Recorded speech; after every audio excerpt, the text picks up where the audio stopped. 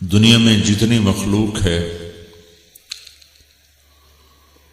وہ پیدائشی طور پر تعلیم یافتہ پیدا ہوتی ہے.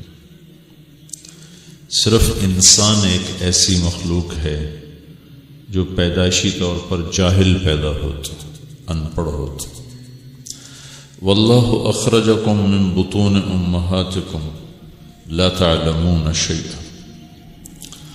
اللہ نے تمہیں ماں کے پیٹ سے نکالا، تم کچھ نہیں جانتے تھے. اس کے علاوہ جتنی مخلوق ہے ان کو اللہ پیدائشی طور پر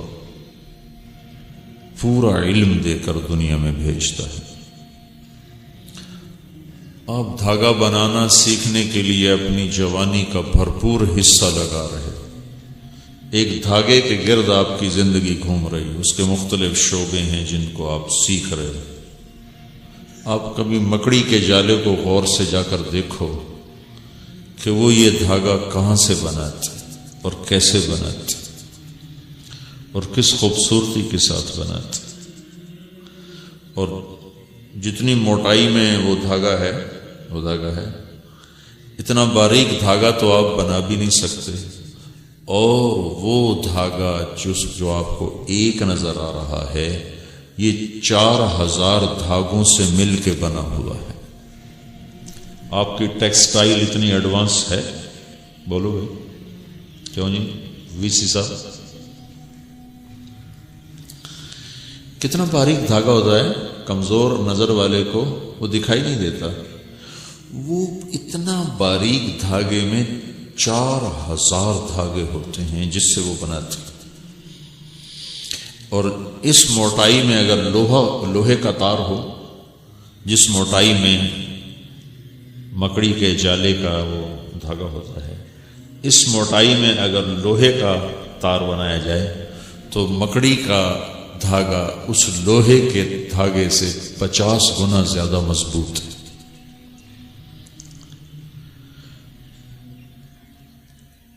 اور وہ علم اس کو کہاں سے ملا، کس خوبصورت انداز میں، وہ کتنی تیز ہوائیں چلتی ہیں، کبھی دیکھا کہ اڑ گیا ہو، کتنی شدید بارش آتی ہے، کبھی دیکھا کہ ٹوٹ گیا ہو. یہ علم اس نے کہاں سے لیا؟ کوئی سکھانے والا نہیں، کوئی اس کے لیے ڈپارٹمنٹ کوئی نہیں، کوئی ڈین کوئی نہیں، کوئی پروفیسر کوئی نہیں. نہ اماں سے سیکھا نہ ابا سے سیکھا، حرکت میں آنا سیکھا تو گھر بنانا شروع کر دیا.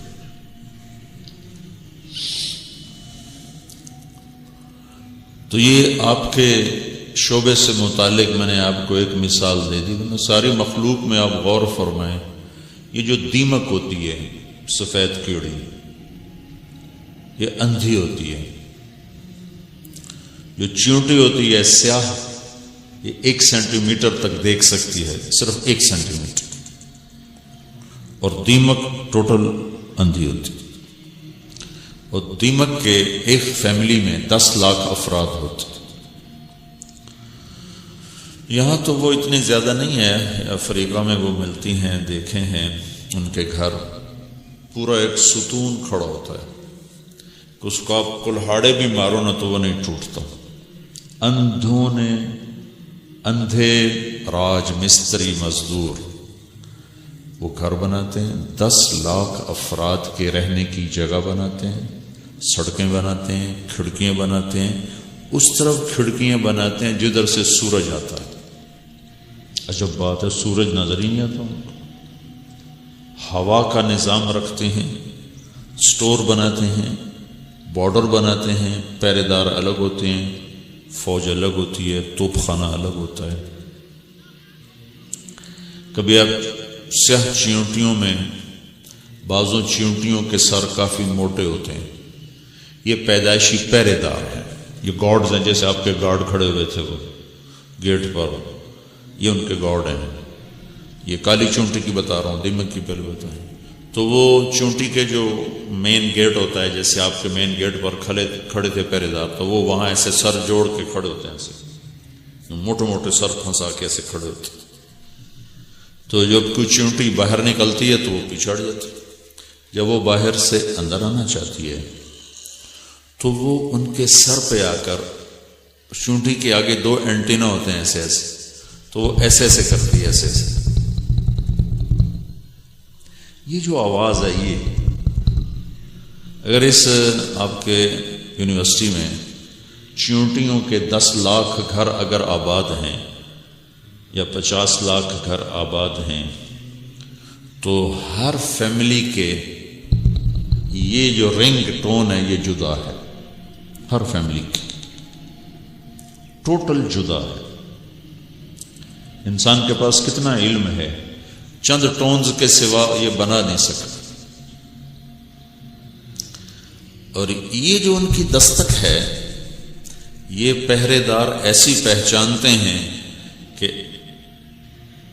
اپنے فرد کی دستک کو پہچانتے ہیں اور دروازہ کھول دیتے ہیں، یعنی سر پیچھے ہٹا دیتے ہیں۔ کوئی اور بھورا بھٹکا آ جائے مسافر اور وہ ٹک ٹک کرے تو کبھی نہیں کھولتے۔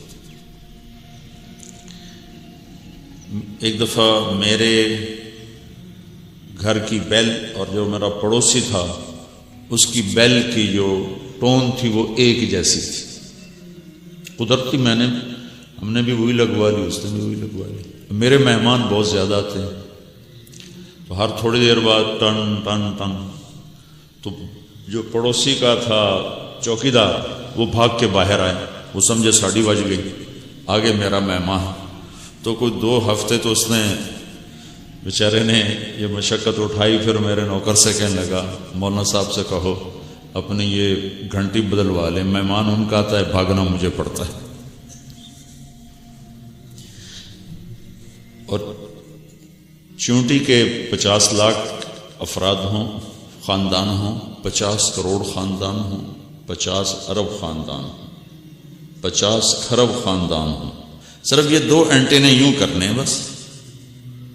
یہ اس میں اتنا اللہ تعالیٰ نے رنگ بھر دیا ہے اور اتنا اس کو مختلف بنا دیا ہے کہ صرف ان 2 کی حرکت اگر 50 ارب ہیں تو وہ 50 ارب اقسام پر مشتمل ہوگی، اور آگے ان کی پہچان پہ قربان ہو کہ وہ صرف اس سے پہچانتے ہیں کہ اپنا آدمی ہے، تو تھوڑا سا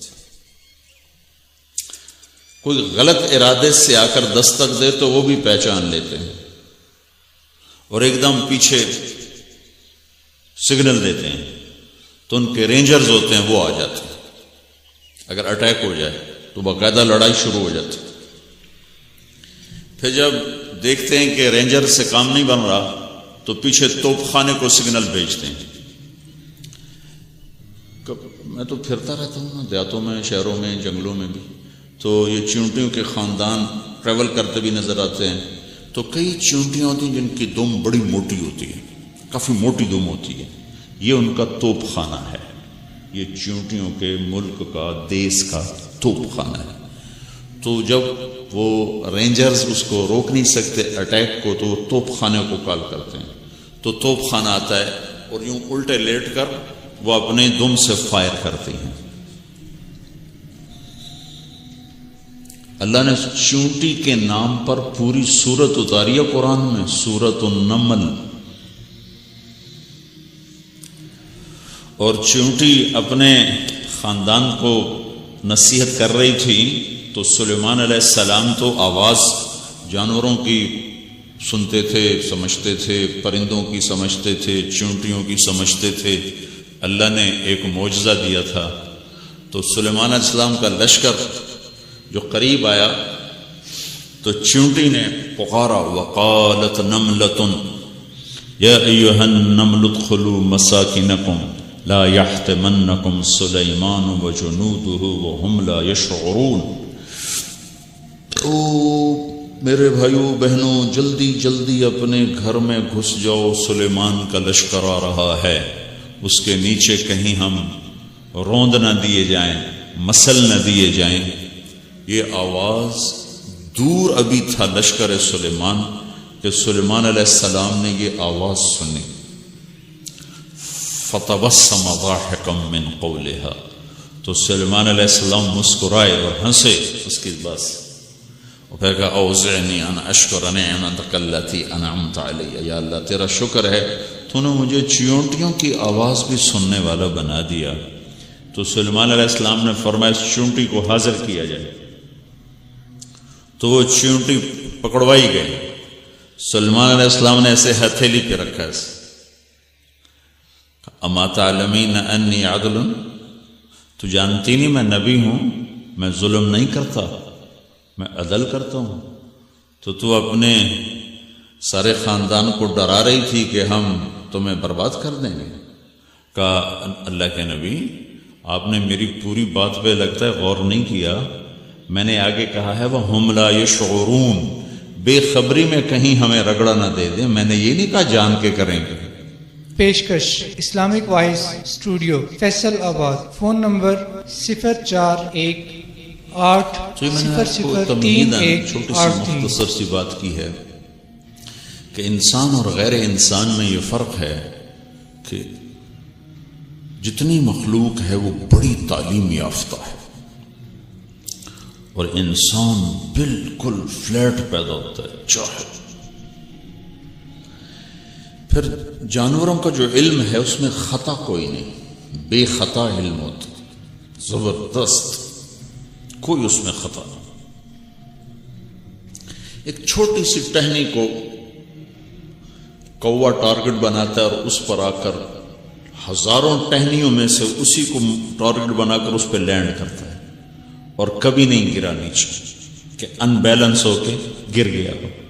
ہر چوتھے دن جہاز رن وے سے پھسل رہے ہوتے، نیچے سے بھی ان کو گائیڈ کیا جا رہا ہوتا ہے، اوپر سے بھی ان کو کنٹرول ہوتا ہے، نیچے بھی کنٹرول ہوتا ہے، اور لائٹیں جل رہی ہوتی ہیں، وہ چاروں طرف سسٹم لگے ہوتے ہیں، کبھی ادھر پھسل رہا ہے کبھی ادھر پھسل رہا ہے۔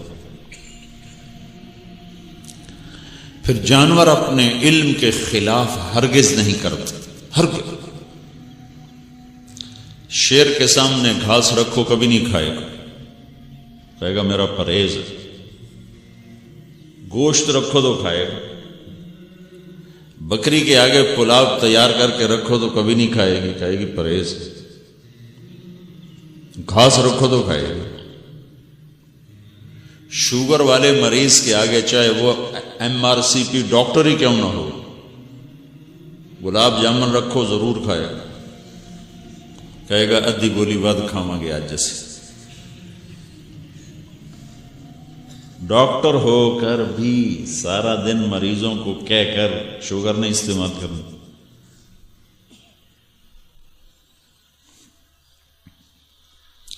کئی دل کے ڈاکٹروں کو دیکھا چھپ کے سگریٹ پی رہے ہوتے ہیں، خود دل کے ڈاکٹر، اور مریضوں کو سارا دن کہتے ہیں سگریٹ نہیں پیو، خود بیٹھے پی رہے ہوتے ہیں۔ تو انسان کے اندر اپنے ایک تو ہے جاہل، پھر یہ سیکھتا ہے، سیکھ کر یہ اس کے خلاف کرنے کی بھی طاقت رکھتا ہے۔ تو جب یہ جاہل پیدا ہوتا ہے تو میرے عزیزو اس کو کسی معلم کی ضرورت۔ تو ایک علم ہے جو ضروریات زندگی سے تعلق رکھتا ہے، کپڑا کیسے بنانا ہے، اس کے لیے آپس میں سیکھ سکھا لیا۔ ایک علم ہے کہ میں پیدا کیوں ہوا ہوں، میرا بنانے والا کون ہے، مجھے کیوں پیدا کیا ہے، میری زندگی کا مقصد کیا ہے، میری منزل کیا ہے۔ 8-9 سال کی میری عمر تھی، میرے ماں باپ نے مجھے کہنا شروع کیا تو نے ڈاکٹر بننا ہے، تو نے ڈاکٹر بننا ہے، ہم نے تمہیں ڈاکٹر بنانا ہے۔ تو 12, 13, 14 سال کی عمر میں پہنچتے پہنچتے میرے ذہن میں یہ فیڈ ہو گیا کہ میرا دنیا میں آنے کا مقصد ہے کہ میں نے ڈاکٹر بننا ہے۔ ایسے چھپ گئی یہ بات۔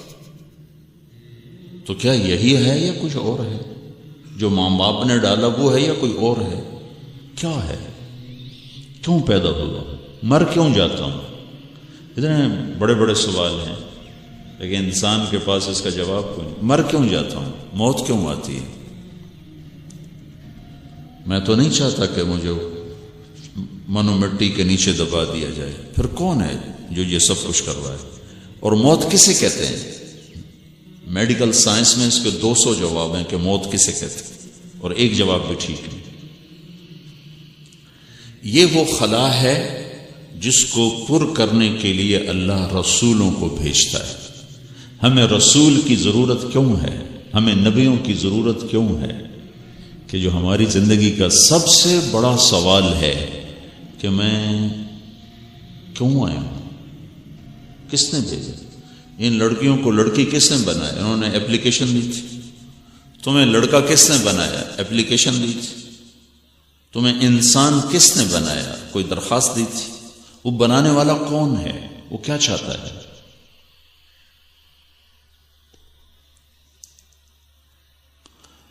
اس سوال کا جواب انسانوں کے پاس کوئی نہیں ہے۔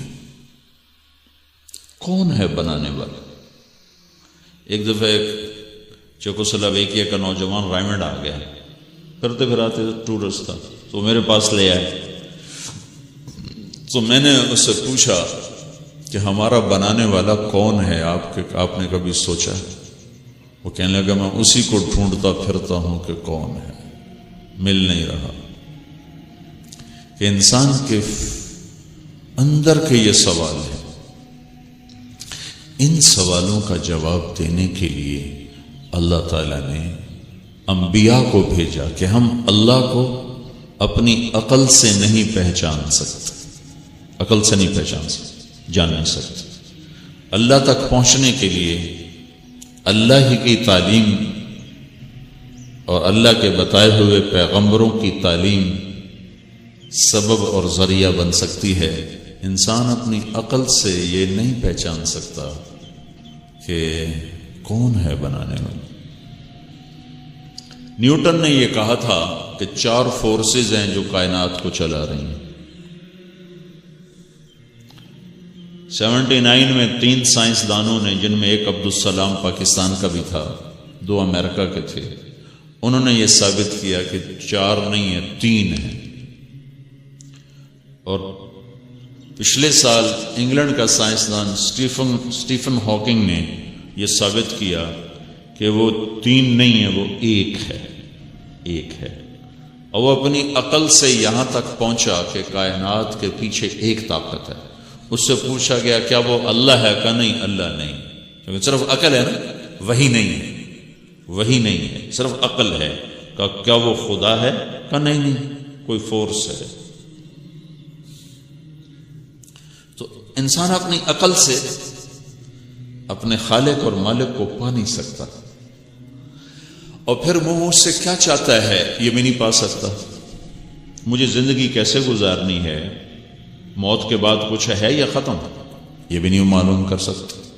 تو اس کے لیے اللہ تعالیٰ نے 1,24,000 پیغمبروں کو بھیجا، اور سب سے آخر میں اللہ تعالیٰ نے حضرت محمد صلی اللہ تعالی علیہ وسلم کو سارے عالم، سارے زمانے، سارے جنات، سارے انسان، اور بلکہ سارے جمادات اور حیوانات اور بحر و بر سب کے لیے نبی بنا کر بھیجی۔ میں آپ تو انسان ہیں۔ احد پہاڑ میں جب آپ احد کی جنگ میں زخمی ہوئے تو طلحہ رضی اللہ تعالیٰ عنہ آپ کو لے کر ایک غار میں چھپے، تو آپ نے غار کے پتھر کے ساتھ ایسے ٹیک لگائی، زخمی تھے بہت زیادہ، تو جو ہی آپ نے ٹیک لگائی تو جتنا حصہ آپ کی کمر کا پتھر کے ساتھ لگا وہ ایک دم نرم کشن میں تبدیل ہو گئی۔ اس کو ایک دم پتہ چلا کہ یہ 2 جہان کے سردار کی کمر ہے، یہ پتھر پہچانتے ہیں۔ ابھی آپ کی عمر 10 سال تھی، آپ درخت کے پاس سے گزرتے تھے تو درخت کہتا تھا السلام علیکہ یا رسول اللہ، اور آپ کسی پتھر کے پاس سے گزرتے تھے تو پتھر کہتا تھا السلام علیکہ یا رسول اللہ۔ بحیرہ راہب اردن میں ایک جگہ ہے زرقا، وہاں وہ رہتا تھا۔ وہاں سے آپ اپنے چچا کے ساتھ قافلے میں تشریف لا رہے ہیں آگے ملک شام تجارت کے لیے، تو وہ بحیرہ راہب نے جب دیکھا قافلہ تو وہ ٹھٹک گیا، تو اس نے قافلے کی دعوت کی، آپ پر اس کی نظر پڑ گئی جو اس نے دعوت کی۔ کھانے کے لیے جب سارے بیٹھ گئے، ایک درخت تھا، اس کی چھاؤں کے نیچے سارے بیٹھ گئے، تو اس نے دیکھا تو آپ تو تھے نہیں۔ وہ کہنے لگا کوئی تمہارا باقی رہ گیا؟ تو انہوں نے کہا ایک بچہ ہے ہمارا، وہ اونٹ چرانے گیا ہوا۔ تو بحیرہ نے کہا اسی کی خاطر تو تمہیں بلایا، ورنہ میں تمہیں کب پوچھتا تھا، اس کو بلاؤ۔ تو اب ایک آدمی آپ کو بلانے گیا، آپ تشریف لائے تو سارا درخت اس کی چھاؤں ختم ہو چکی تھی۔ جیسے آپ کا یہ سائبان ہے، اس میں اگر یہ سارا بھر جائے تو کچھ لوگ باہر کھڑے ہو جائیں گے۔ تو آپ تشریف لائے، آپ نے ایسے دیکھا تو کہیں چھاؤں نظر نہیں آئی، تو آپ دھوپ میں بیٹھ گئے۔ تو جو ہی آپ تشریف فرما ہوئے اور بحیرہ آپ پر نظر رکھے ہوئے، تو فوراً درخت کی شاخوں نے آگے بڑھ کے آپ کے اوپر سایہ کر دیا۔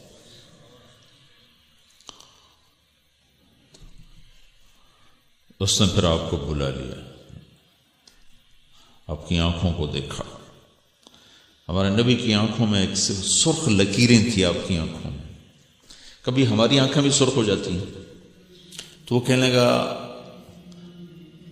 پھر کمر اٹھائی، کمر سے کپڑا اٹھایا تو وہ مہر دیکھی، تو کہنے لگا اس کا باپ کون ہے بھائی تم میں؟ تو حضرت ابو طالب نے فرمایا میں ہوں۔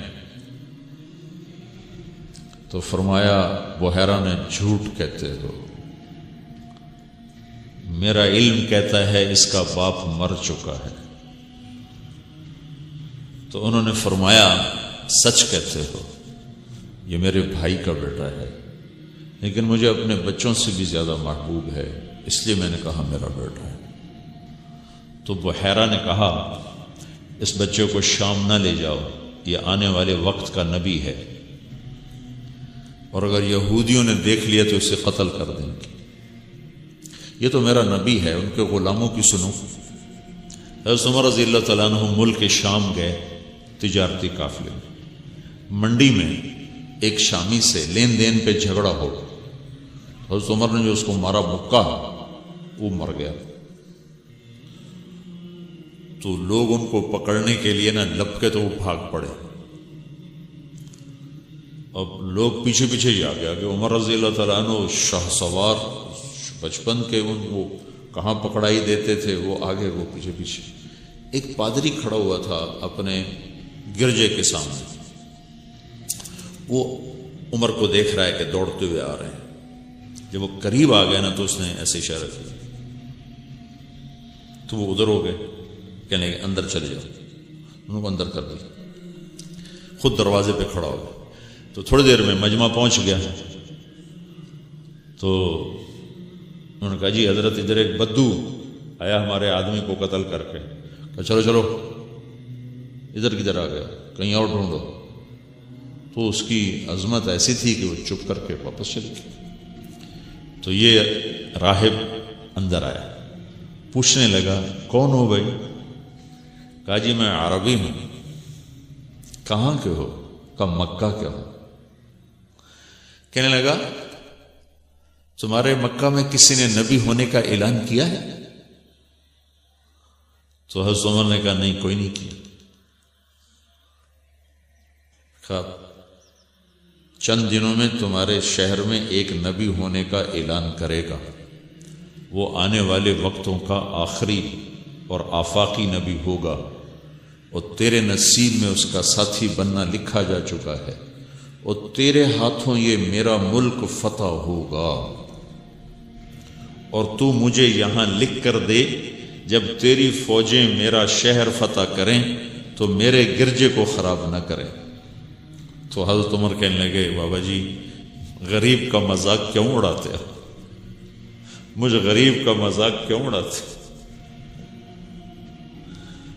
کہاں روم کی ایمپائر سپر پاور، وہ کہاں عرب کا ایک بدو فقیر۔ وہ کہنے لگا تیرا کچھ جاتا ہے اگر تم یہ لکھ کے دے دے تو لکھ دے۔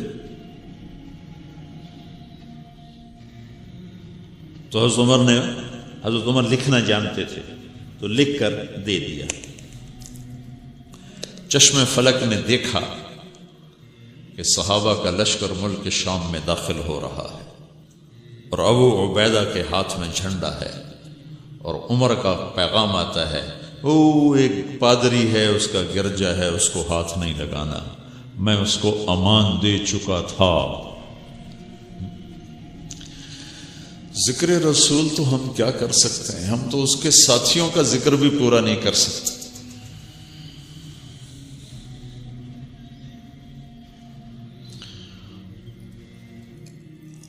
تو اللہ نے حضرت محمد صلی اللہ علیہ وسلم کو سب سے آخر میں بھیجا اور علم کے وہ دروازے کھولے جو کسی پر نہیں کھولے۔ سارے علم کی انتہا اللہ کی پہچان ہے، سارے علم کی انتہا اللہ کو پہچانا چاہیے، اور محمد مصطفیٰ وہ ہستی ہیں، پہچاننا تو پہچاننا رہا، انہوں نے تو اپنی آنکھوں سے دیدار بھی کر لیا، آمنا سامنا ہو گیا۔ اور علم آدمی دیکھنے سے لیتا ہے، سننے سے لیتا ہے، پڑھنے سے لیتا ہے۔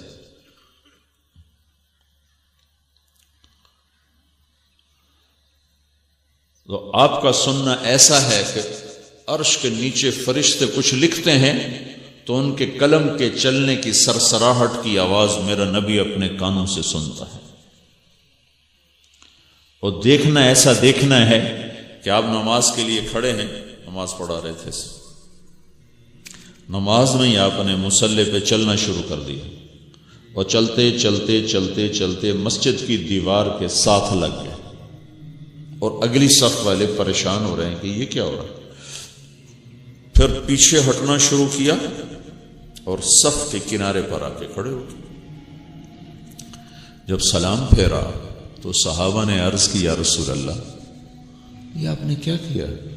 کبھی تو ایسا کیا نہیں، نماز میں آگے اور پیچھے۔ تو آپ نے فرمایا، میں نماز پڑھ رہا تھا تو میرے اللہ نے سارے دروازے کھول دیے اور مجھے جنت دکھائی، میں جنت کو دیکھ رہا تھا، جس کی نظر، اللہ اکبر، ان کے سر کی نظر ایسی ہو، ان کے دل کی نظر کیسی ہوگی؟ کہ میں نے جنت کو دیکھا، جنت میں انگوروں کے گچھے لٹکے ہوئے دیکھے۔ ایک بدو نے پوچھا، یا رسول اللہ، جنت میں انگور ہیں؟ کہا ہیں۔ وہ کہنے لگا، ایک گچھا کتنا بڑا ہوگا؟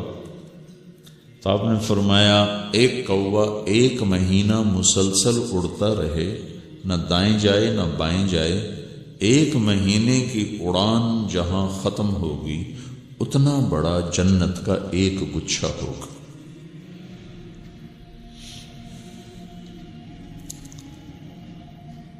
وہ کہنے لگا، ایک دانہ کتنا بڑا ہوگا؟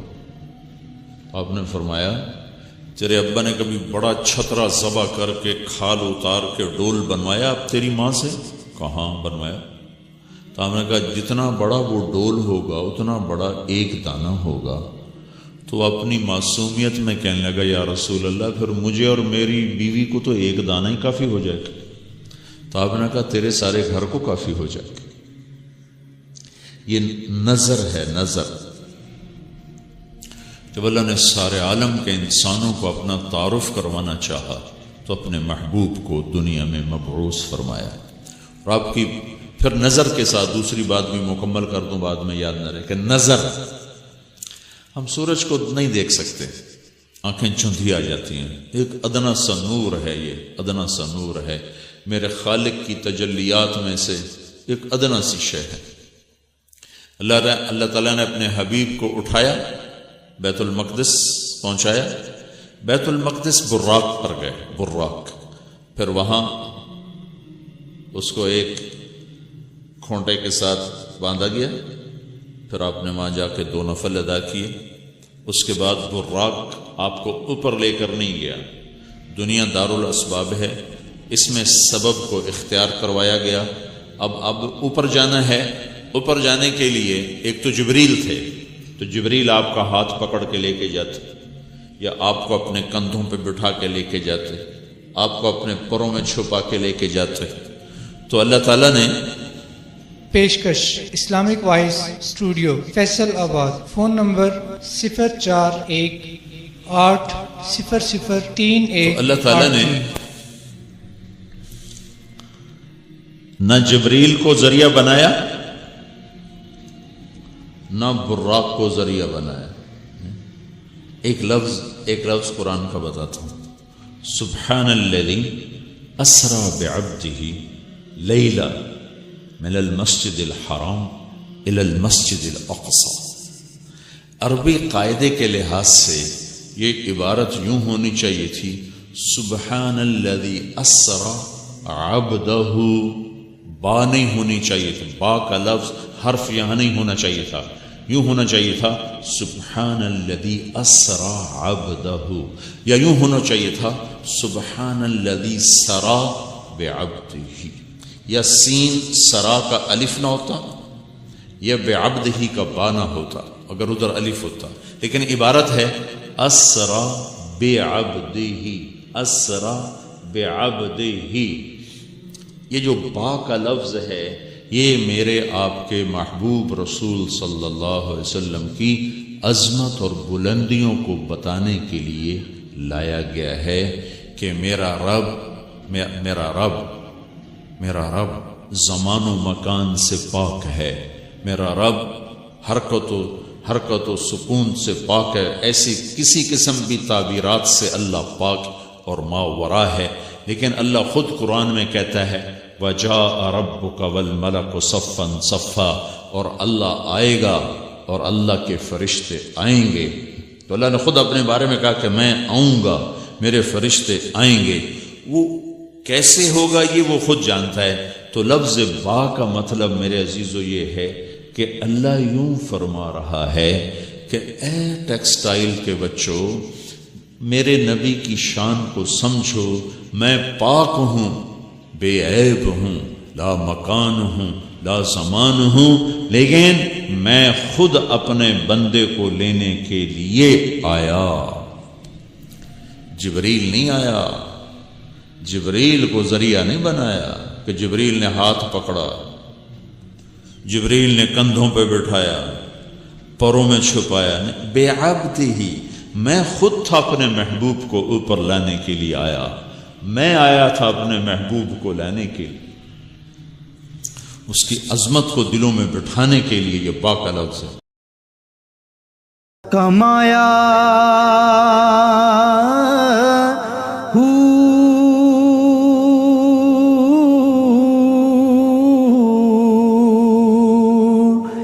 نام بھج